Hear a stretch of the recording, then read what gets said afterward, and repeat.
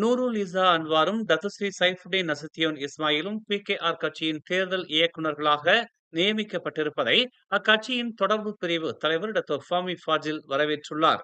பக்கத்தன் ஹரப்பானின் அச்சாணியாக விளங்கி வரும் பிகேஆரில் கடுமையாக உட்பூசல் நிலவி வருவதாக கூறப்படும் வேளையில் இவர்களின் நியமனம் கட்சிக்கு சாதகமான பலனை கொண்டு வரும் என்று அவர் நம்பிக்கை தெரிவித்தார்.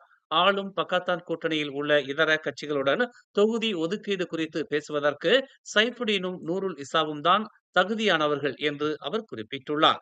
அவர்களின் நியமனத்தால் தேர்தல் வியூகங்களை நாம் எளிதில் வகுக்க முடியும் என்று அவர் தெரிவித்துள்ளார். எளிதான முறையில் பேச்சுவார்த்தை நடத்தவும் முடியும் என்று செய்தியாளர்களிடம் அவர் கூறினார். மேலும் செய்திகளை தெரிந்து கொள்ள தமிழ் மலர் நாளிதழை பாருங்கள்.